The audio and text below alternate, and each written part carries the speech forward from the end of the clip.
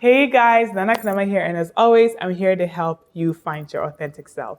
People often ask me, what are some foods that I avoid as a Ghanaian living in Ghana? So I'm going to go over 13 Ghanaian foods that I avoid. In fact, these are 13 foods that I would suggest you also avoid, as these are foods that are kind of slowly killing us. So if you like to know 13 Ghanaian food staples that are slowly killing us and you should avoid, keep watching because I'm going to be going over them just now.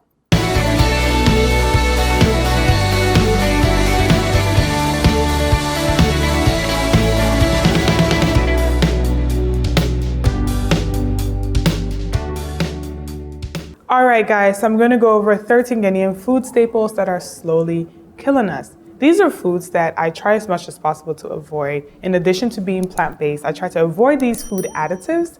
And so I'll be going over 13 food staples that if you really want to be healthier, you want to start avoiding, because these are 13 Ghanaian food staples that are slowly killing you. The point of this video is really for information. You could look up anything I say, message me back if you disagree or agree. It doesn't really matter. I'm really providing this information so that people will really know what's in their food and what they're ingesting, because I do believe that people should have agency and control about what they choose to put into their bodies. And I just think it's very important that we know how these food staples and food additives are actually affecting us physiologically. So I'll start out with Maggi cube.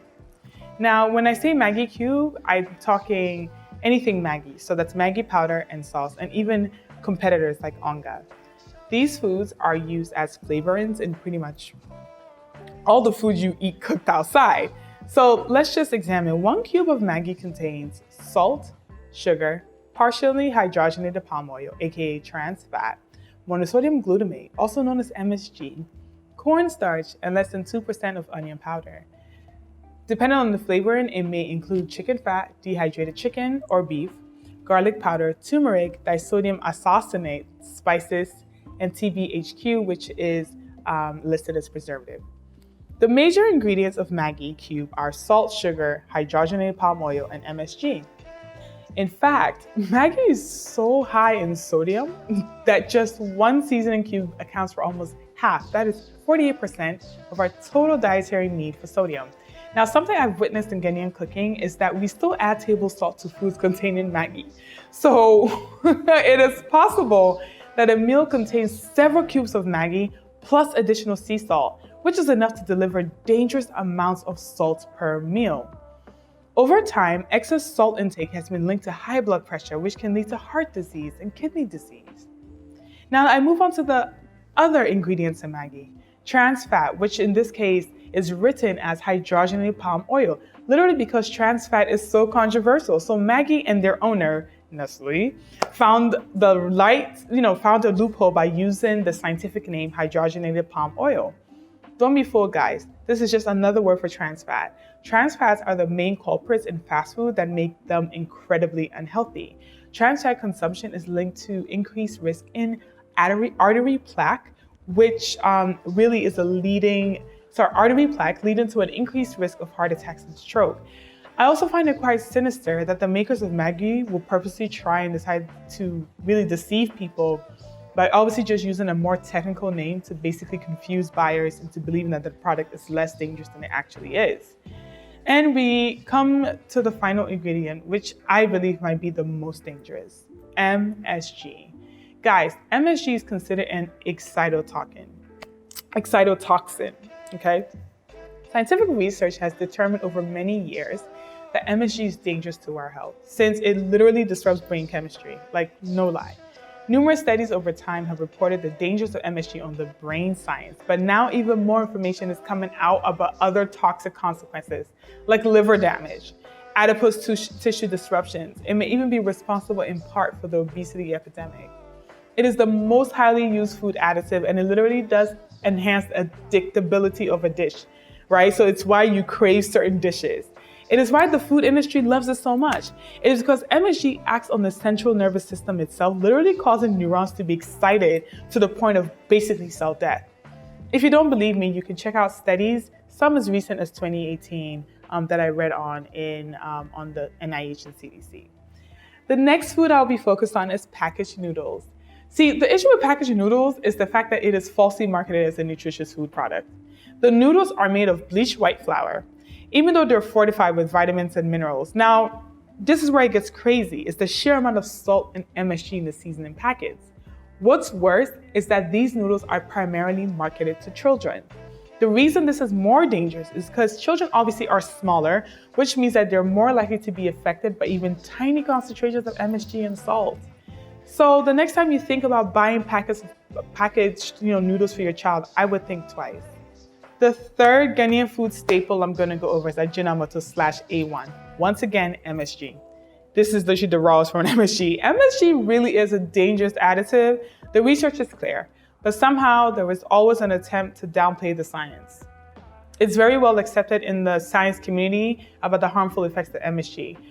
Now, not only is MSG well known to cause damage to our central nervous system, essentially giving food manufacturers a version of mind control over us by basically causing our brains to fire so aggressively that we crave these foods long after we have tasted them. MSG is added to food to not increase its taste, but really to increase the food's addictability. Number 4, vegetable oil. Refined vegetable oils have replaced tropical oils over the years. In the case of Ghana, refined vegetable oil was marketed as a healthier option than our palm and coconut oils. In recent years, though, there has been increasing proof that this may not be true, right? In fact, tropical oils are seen perhaps as a better alternative to refined vegetable oils because of the natural and unrefined nature of them. Refined vegetable oils tend to be very high in omega-6 fatty acid. Now, while this is an essential fatty acid, meaning we need it to maintain balance and health, an overabundance of omega-6 over omega-3 fatty acids has been correlated with chronic inflammation. Chronic inflammation has been correlated to so many lifestyle illnesses. Chronic inflammation is kind of why we have seen so many lifestyle illnesses just like pop out of the woodwork. So I'd be careful with that. The 5th Ghanaian food staple that might be slowly killing us, white rice. Okay, I know what y'all about to do. You're coming for me. I love my white rice too. I love jasmine rice. I love it in jollof rice. Like, I feel like if you don't use white jasmine rice for jollof rice, you're not doing anything. That's just my belief. Nevertheless, in Ghana, something I've seen is that we heap on white rice. Okay, 1 cup of white rice is really the serving we should be going for. That means that's about this. That's the amount of white rice you should be eating. But typically in Ghana, we are seeing, heaps and heaps and heaps of white rice. I would suggest you cut down your white rice intake, replace what you would typically eat in rice with some fresh vegetables. The reason it's dangerous to eat that much white rice, okay, is because it's a lot of starch. Now, white rice is very high on the glycemic index, which means that it creates blood sugar spikes. Now, when you get a blood sugar spike, what you're doing is you're causing your body to go into insulin overload. Over time, this increases your risk of type 2 diabetes. Also, there is something known as a condition where tiny sugar particles like to stick to things in your system. And these particles can show up in your body and really contribute to chronic inflammation and other chronic conditions. So I would be very, very careful about heaping my plate with rice, and also be careful about eating white rice all the time. Try an alternative like brown rice, which I eat all the time. In fact, it's really funny. I don't buy white rice unless I'm working on a very specific recipe. The 6th Ghanaian food staple that is slowly hurting us, excessive starch. Okay, you guys, my mother's from Kumasi. I'm an Asante woman. Look, love my starches, love fufu. Come on, somebody. But when we eat it in excess, we basically are putting ourselves into a place of basically glycemic overload, right? Which basically pushes our insulin up there, which basically over time, that chronically, as and when that's happening, is increasing our risk of diabetes. I will be very careful about how much excessive starch I am eating. Now in Ghana, we know that our food staples contain starch. So I'm not saying cut it out completely. What I am saying is replace some things with healthier options. For instance, I prefer green plantain fufu over just cassava on its own. It's less starchy and personally more flavorful for me. Fatty meats, aka sardinam. Yes, I'm judging you. Guys, I can't go over. I can't stress how much how eating just like fatty meats is so problematic. Animal fat, saturated fat has been linked to decreased liver function. Decreased liver function has been linked to a higher risk of diabetes. Diabetes, now we know what happens once there is diabetes in the system. That means your body can't properly process sugar. Sugar kind of hangs around. It can stick to things, cause chronic inflammation, basically push you into a life of just chronic illness. We want to be very, very careful about that, okay? The next Ghanaian food staple that I want us to be careful about is smoked/grilled meats. Back in the day when I used to eat meat, I loved a good smoked akonfem or fish or whatever the case is. Now, here's the struggle. Overconsumption of smoked meats has actually been linked to colon cancer. This is a study that came out years ago, information that came out via the National Institutes of Health in America, that colon cancer is very high in those who consume a lot of grilled meats. It doesn't mean that if you eat smoked or grilled meats today, you're going to get colon cancer. No. But what it does mean is that you want to be careful. That's because it's been linked. They're not entirely sure of the process, but it might have something to do with sort of like the burnt aspect and the smokiness sort of like sticking into the colon walls. So you might want to be careful how much you're actually eating that. Which brings me to the next Ghanaian food staple we need to be careful about, suya pepper. Okay, I know people are going to fight me for this kebab pepper thing, which is fine. I have no problem with kebab pepper as long as you buy the pepper on your own and you season it with your choice of salt. Usually suya pepper that is used on grilled meats outside, they add so much sodium, so much salt, and of course MSG, which you must avoid at all costs. So I will suggest that if you do want to eat suya, that you buy your own pepper and add in your own salt and only use it at home. And I repeat, and this is because those who grill meats outside usually pour so much sodium into it that you really want to be controlling your sodium intake in that sense. The next Ghanaian food staple that is slowly killing us is fried foods. This one's hard for me because I love yam chips. Lord have mercy. But it comes down to over saturating our bodies really with fats. Fat tends to live in our livers, and it's been proven to sort of slow down liver function. And slowed liver function actually has been proven to cause a lot more problems in the system, primarily in your insulin function. So it kind of goes all back to all these sort of like chronic lifestyle diseases, diabetes, stroke, heart attack. Fried foods contribute also to your triglyceride intake, your omega-6 intake. It also contributes to your intake of vegetable oils that are completely refined and don't have any nutritional value. I would suggest that if you do eat fried foods, that you eat it sparingly. I'm not saying completely get rid of it, because if you enjoy it, why not? But in Ghana, I've seen that we can enjoy fried foods a little bit more frequently than we really, really should. The next Ghanaian food staple that I really want to warn against is evaporated milk, ideal, peak, anything of that matter. These evaporated milks were really created really when we were colonized. And so when we were colonized and the British were here, an easy way to basically keep milk was basically to evaporate it so you can keep it in the can much longer, and they were able to use milk.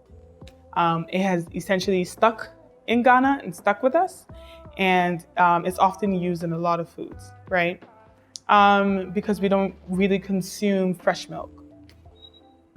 The problem with evaporated milk, besides the fact that I'm vegan and I just don't believe you should be drinking milk, on the basis that most of us here in Ghana are lactose intolerant. So we're constantly putting ourselves in a place of being sick through our foods, through lactose intolerance. Lactose intolerance can show up through so many ways. People have really bad gastritis and stomach issues and can't figure out what it is. A lot of times it's just lactose intolerance. And we really want to be very, very careful about milk consumption. Evaporated milk also uses sugar, sort of like a preservative of some sort, and also for flavor, obviously. So you also want to be very careful, because usually when people are using evaporated milk, they're not using it alone, right? There's usually extra sugar going in there. And sometimes if you're using it for some of these sort of chocolate drinks, they already come with sugar. So I would say be very, very careful about your consumption of evaporated milk, even though honestly you shouldn't really be drinking milk, because most of us are lactose intolerant, and it just basically perpetuates illness in our bodies. Another thing is that if you're suffering from acne, dairy is usually one of the first things you want to get rid of, because it has been shown to literally just show up all in your skin and your face. So I would be really, really careful about that. Great. Number 12. Now, I know y'all gonna come for me for this one, but another staple of Ghanaian cooking that I've seen are packaged sausages. Okay. Packaged sausages are processed meats. In fact, most of it isn't meat. Most of it is fillers and additives. And we've already gone over fillers and additives like MSG, which basically increase the addictability of a food. They do nothing for the nutritional value. Packaged sausages literally have no nutritional value to offer. They literally might require some fortification in order for them to be nutritious, but they really don't offer any nutrition on their own. In fact, the WHO has stated, based on numerous studies, that processed meats, packaged sausages included, cause cancer. Not increases the risk, okay? Not can lead to, not correlated with, but causes cancer. I think there's literally there's no out on that. It's the truth. Now, these packaged sausages usually look really pink. Read up on those ingredients. They're mostly fillers, and most of them are probably maybe 20 to 30% meat. And usually when it is meat, it's like the weird parts of the meat that most people would never want to eat. The last and final Ghanaian food staple that I'm going to speak about is boxed juices. Okay. Now, I'm here for juice that you make at home with your own fruits and vegetables. Go ahead with your best self, okay? The issue with boxed juices is that they typically contain added sugar. Not only do they contain added sugars, but they usually are not even full juice. Sometimes they're 30% juice, 55% juice, and the rest is just syrup, literally sugar.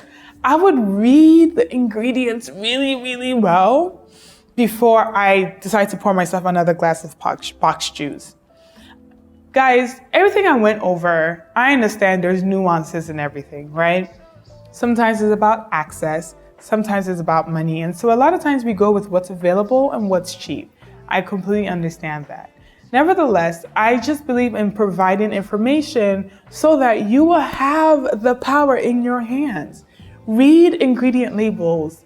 Look up what people are putting into your foods. Look at what manufacturers are putting into their foods. Look, I am all for indulging here and there, but I just believe some things should just never be consumed. Things that actually have been proven to cause cancer, or to increase your risk of stroke, or to cause literally to cause neurological changes and literally affect your brain chemistry. I would really suggest that you read the labels. The things you should be looking out for on labels: MSG. And there's so many different versions of MSG. The food manufacturers would try to make that look like hydrolyzed vegetable protein. That's another name for MSG. Maltodextrin, another name for MSG. All these things are important to look out for. Trans fats, okay? Anything that says hydrogenated oil of any type is a trans fat. You want to be looking out for this. And sugars, excess sugars, right?